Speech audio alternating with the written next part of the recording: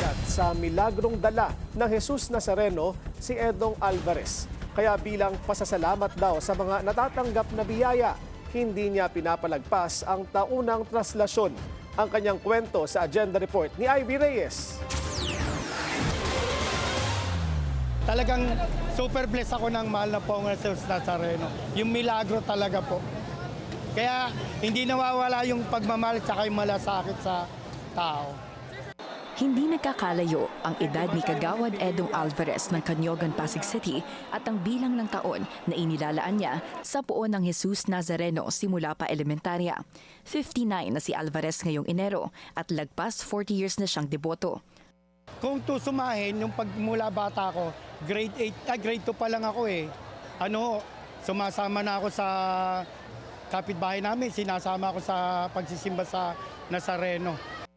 High school si Alvarez nang una niyang mahawakan ang lubid ng andas. Ang lubid na gwardyado ng mga ihos ay talagang pinag-aagawan ng mga debotong hindi iniinda ang balyahan, init at pakikipagsiksikan. Makahawak lang ng panandalian sa kung tawagin ni Alvarez ay milagrosong imahe ni Jesus. Sa Taft Avenue, nasa 1 oras ang itinagal ng pagpasok ng lubid dahil sa dami ng taong nakikipaghigitan dito. Para kay Alvarez, hindi maipaliwanag ang pakiramdam kapag nahawakan mo na ang lubid. Kaya karamihan sa debotong nakalapit, emosyonal at may lalim ang bawat hawak, halik at haplos sa Nazareno.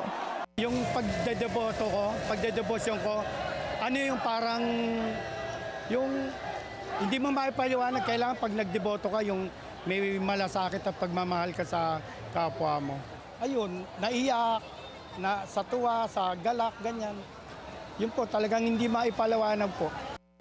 Nabaril na rin daw siya ng 3 beses pero milagroso naka-recover at hindi inaasahang mananalo bilang barangay kagawad. Sabi nila talo na raw ako.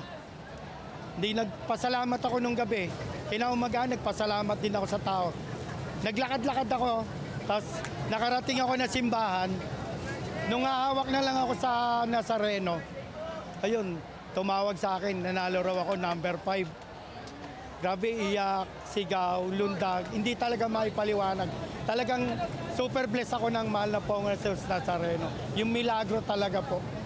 Ani Alvarez, lahat ng kanyang biyaya, bunga ng kanyang pananampalataya sa Nazareno. Kung wala raw ang Nazareno, baka iba ang takbo ng buhay niya ngayon. Siya yung nag-guide sa akin eh. Minsan talaga, aminado tayo. Mawawala na ako ng pera, biglang may tatawag sa akin, may magpapagawa. Yun po. Super blessed talaga po siya. Construction worker din si Alvarez, kaya bilang sukli sa gantimpala ng Nazareno, siya raw ang gumagawa ng bahay nito sa kanilang parokya. Madaling araw pa lang nasa lansangan na sina Alvarez at ang kanyang mga kasama. Ilan lang sila sa milyon-milyong debotong dumagsa ngayong araw para sa pista ng Nazareno. Para sa agenda, Ivy Reyes, Billionaire News Channel.